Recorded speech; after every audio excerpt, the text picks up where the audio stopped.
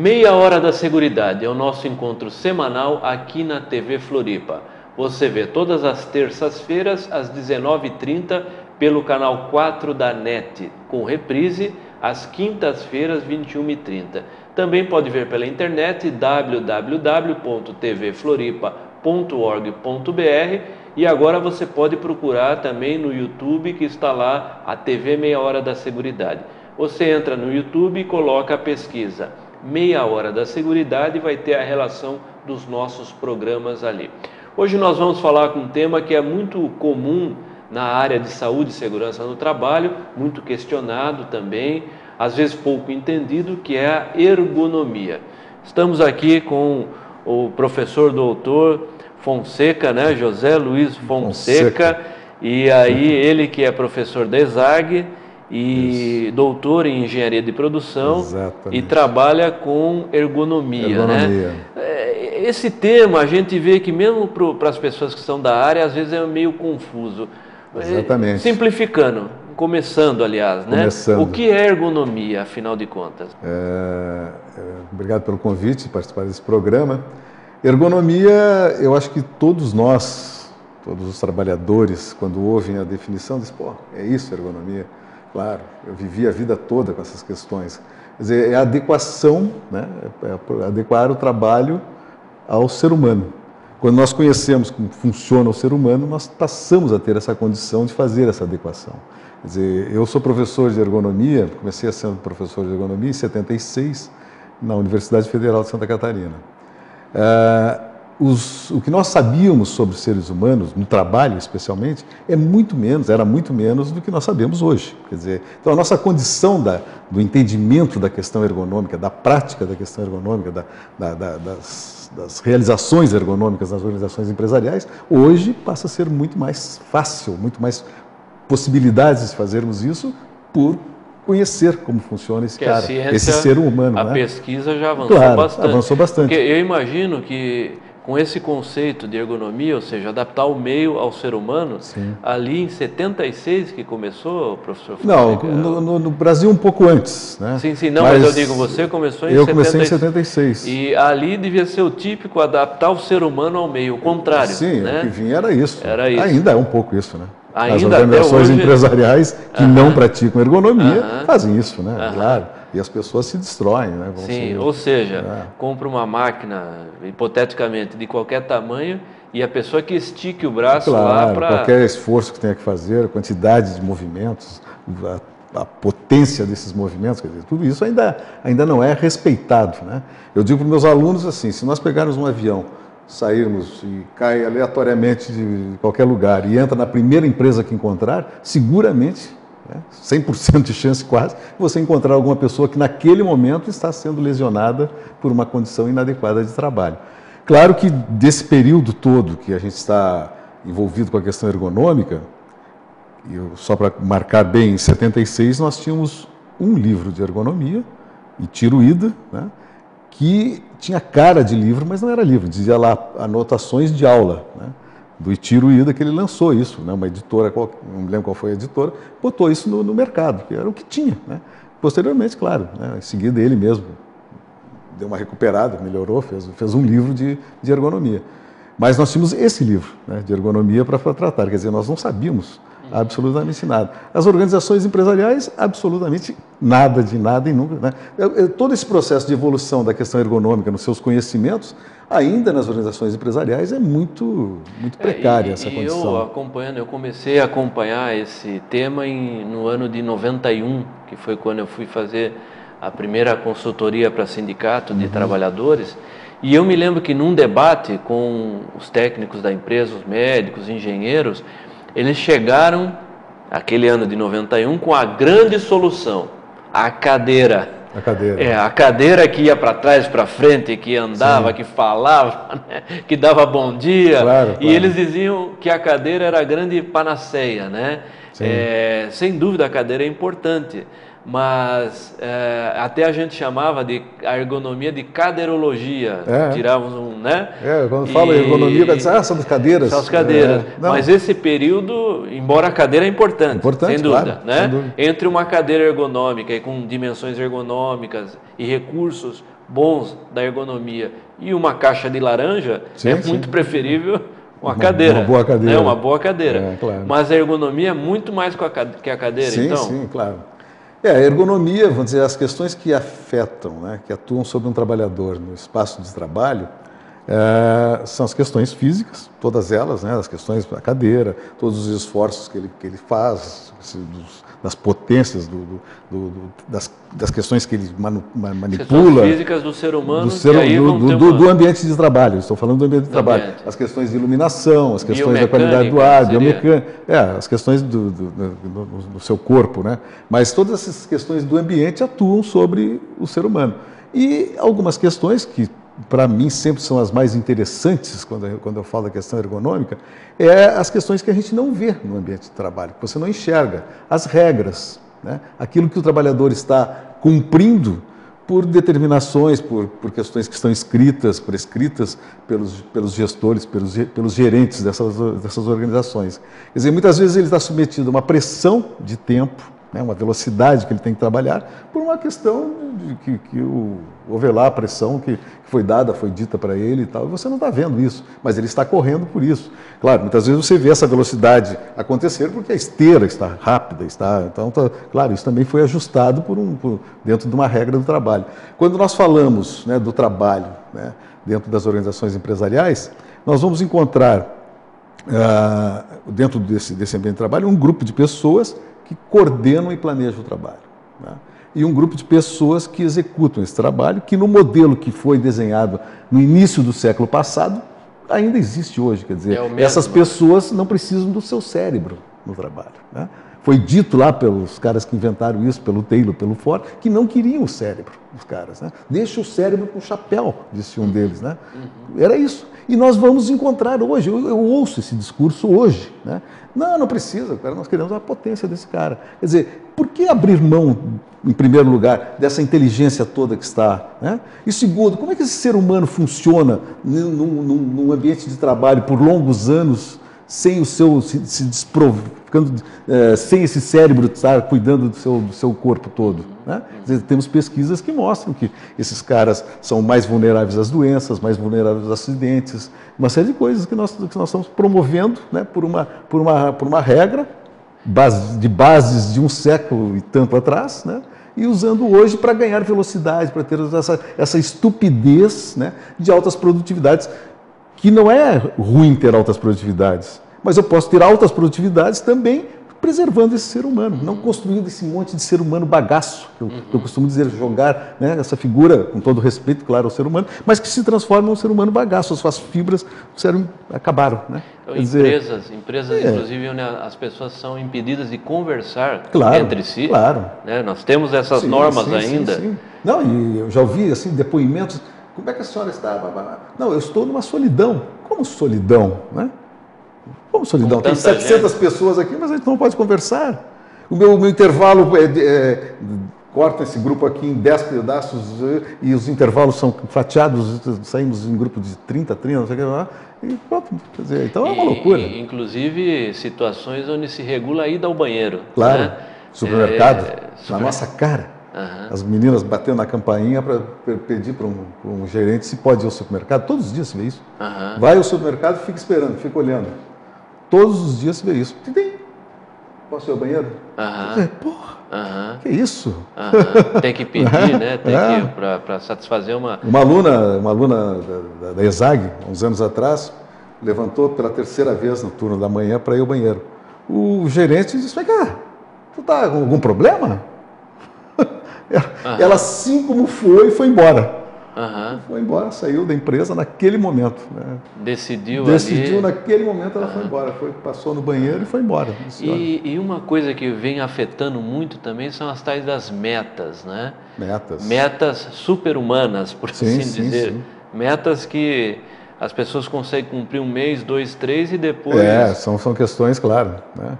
Eu tenho dois casos assim, rápidos, né, que eu estava fazendo uma análise ergonômica do trabalho numa empresa aqui na Grande Florianópolis e tinha uma figura que era nos mostrada, quer dizer, olha só a cabeça do gerente. Nós estávamos fazendo uma análise ergonômica do trabalho ele tinha sido notificado pelo Ministério do Trabalho, na NR17, nos convidou para fazer a análise ergonômica do trabalho da empresa, que ele tinha que apresentar, e chegamos lá e ele nos mostra uma determinada trabalhadora como o grande negócio daquela empresa, porque ela fazia 70% mais que as outras pessoas. Eu, claro, vendo ela trabalhar, você vê que ela estava trabalhando de uma forma totalmente equivocada. Eu pedi licença a ela e toquei na sua estrutura muscular de ombros. Era um paralelepípedo aquilo, era uma dureza. Aí conversei com ela, digo, você vai, né, antes de qualquer coisa, lá, os médicos poderiam fazer isso, mas eu disse, você vai ter problemas. Né? Não, porque isso aqui tal. A empresa foi notificada, depois nós apresentamos, foi notificada novamente por uma outra área, eu voltei lá fazer, essa moça estava em casa e não voltou mais para trabalhar. Né? Soube em seguida e depois não voltou mais para o trabalho. Teve que ser aposentada. Né? Por invalidez. Por invalidez. Né? Tinha o quê? 26 anos, 27 anos. Né? E recentemente, num frigorífico, a mesma coisa. Tiravam umas cartilagens dos frangos de forma que tinha que ser inteira para ir para o mercado japonês. Parece que frita aquilo e come como um aperitivo. Mas tinha que ser inteira. A força de punho e a torção liquidavam os caras em 3 meses e as pessoas não viam. Quer dizer, que é isso? Né? E aí vai para a Previdência, vai né? A sociedade é a sociedade cuida desses caras e eu saio muito... Quer dizer, no fim é subsidiado, né? Subsidiado. O adoecimento... A velocidade das metas que ele tem é subsidiado pela sociedade. Pela sociedade. Paga. Né? Então, quer dizer, o cara manda o cara correr para conseguir grandes volumes, né? E a sociedade paga por isso. Quer dizer, isso é um absurdo, né? Quer dizer, mas me parece que as coisas estão melhorando nesse sentido. Nós estamos então chegando ao fim do primeiro bloco, né? Estamos aqui com o professor Fonseca, ele que é professor da ESAG e está nessa área de ergonomia desde 1976. Está contribuindo aqui com a gente, dividindo um pouquinho da sua experiência. Nós vamos para um breve intervalo e já voltamos.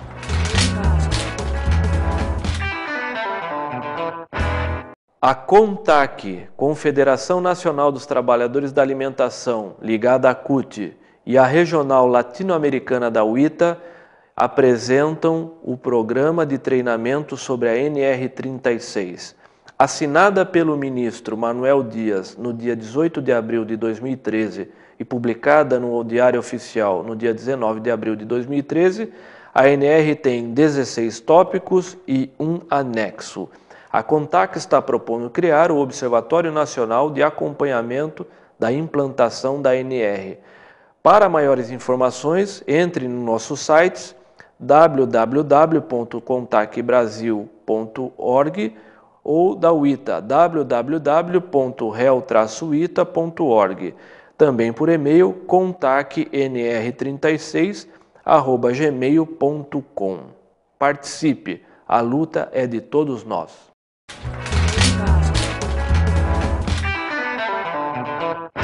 Meia hora da seguridade. Voltamos então com o nosso segundo bloco. Hoje um programa sobre ergonomia. Estamos aqui com o professor Fonseca, que tem uma larga experiência aí para dividir com a gente. Professor, o negócio é o seguinte, a questão prática, né? Quando uma empresa é notificada pelo Ministério do Trabalho ou tem uma ação do Ministério Público do Trabalho em cima dela e é necessário realizar melhorias.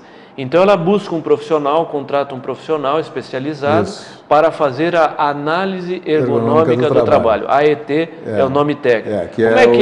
Como é que funciona isso? Que é o elemento, vamos dizer, indicado pela NR17 como instrumento, né, de análise dos espaços de trabalho. NR17 prevê isso. Essa ferramenta para... Prevê essa ferramenta. As organizações empresariais devem realizar análise ergonômica do trabalho e tal, para mostrar... E uma análise ergonômica do trabalho, assim, eu já tive contato com empresas, com laudos ergonômicos, por assim dizer, que são análise ergonômica do trabalho, onde você vê situações, você vai olhar um local de trabalho, o ritmo é absurdo. E o laudo ergonômico ali diz que está tudo bem. Está tudo bem. Essa situação ainda ocorre, eu tenho visto ainda infelizmente, com uma frequência muito menor, mas ainda ocorre. Alguns técnicos que vão lá e assinam que ali num frigorífico, por exemplo, não tem risco para Lerdort. Né?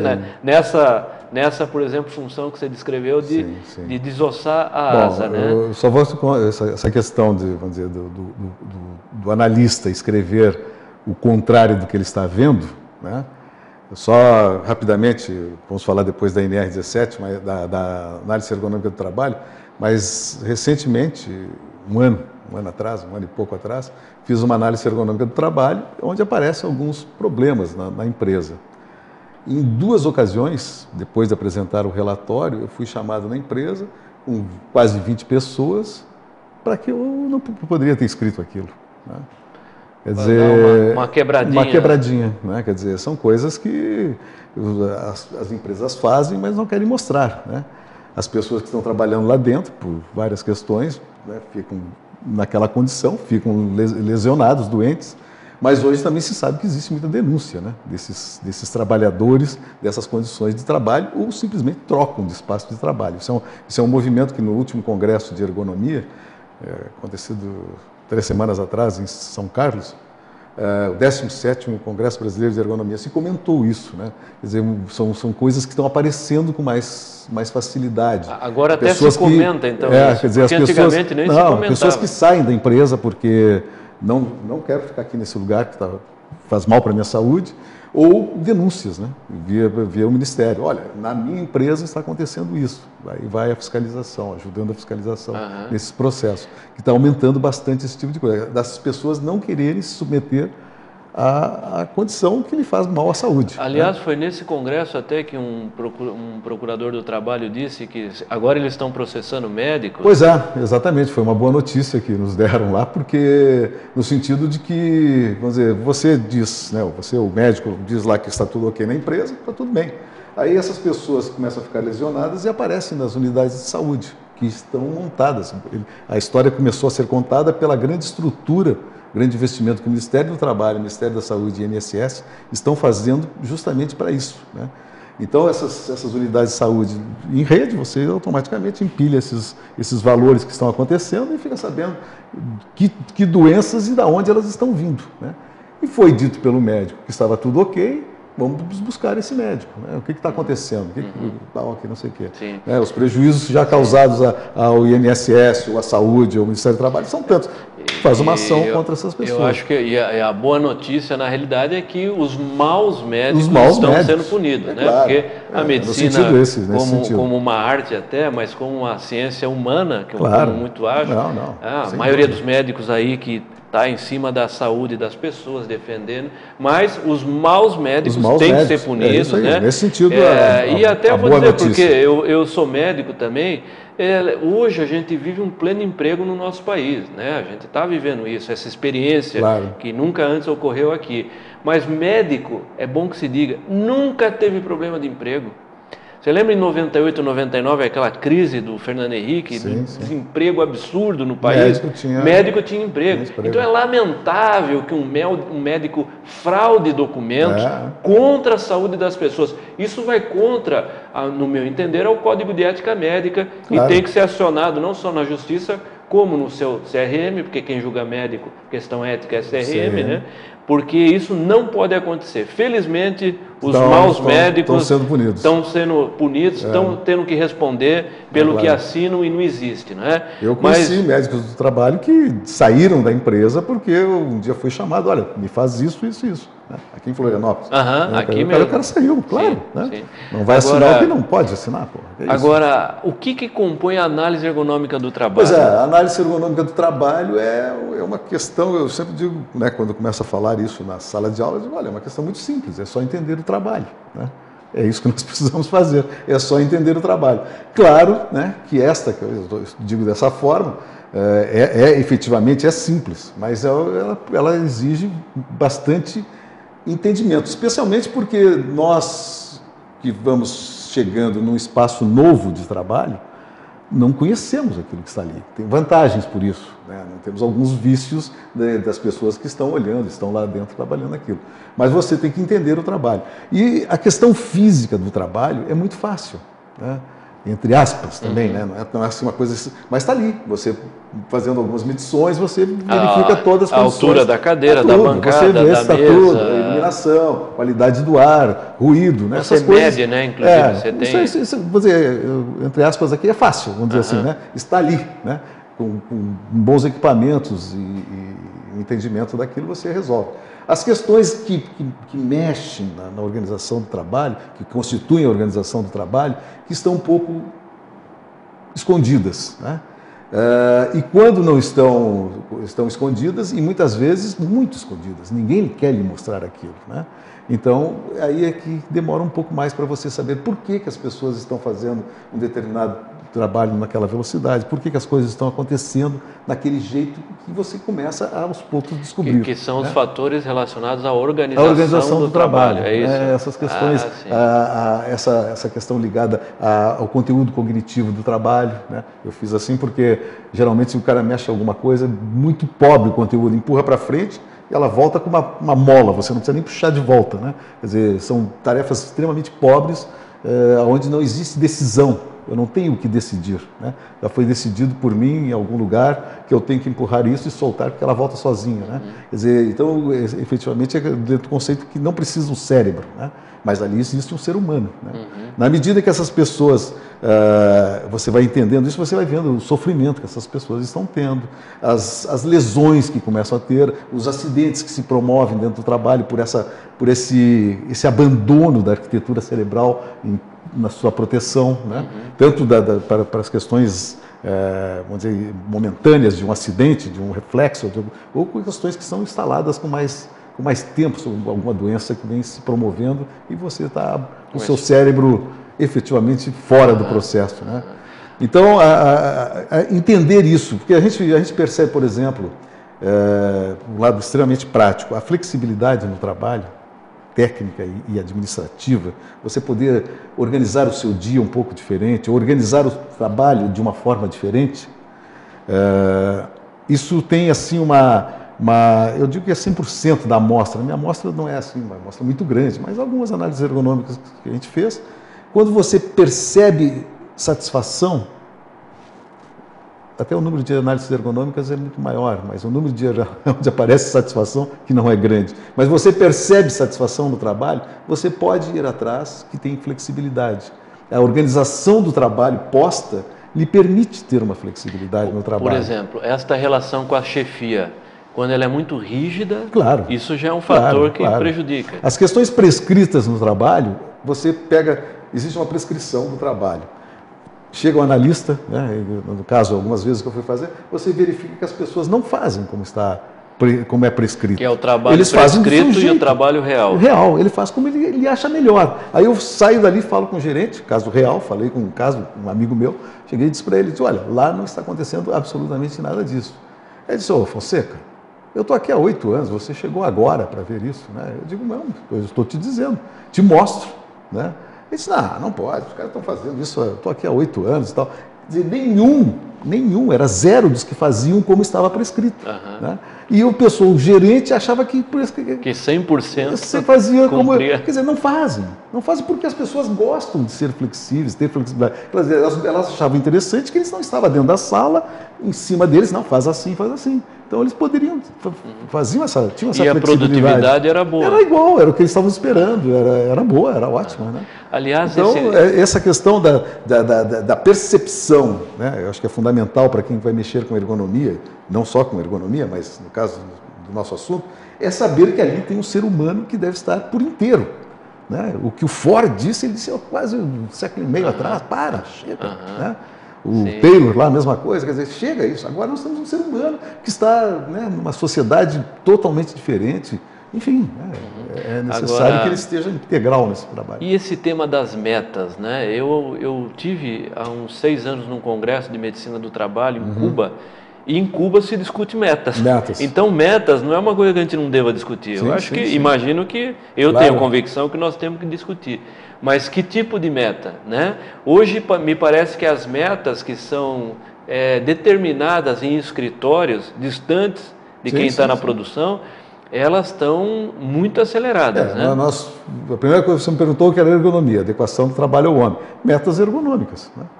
Seriam metas ergonômicas, quer dizer, entendendo que até você e eu podemos fazer metas diferentes. Né? Sim. Né? Nós temos características diferentes, temos velocidades diferentes, quer dizer, condições diferentes.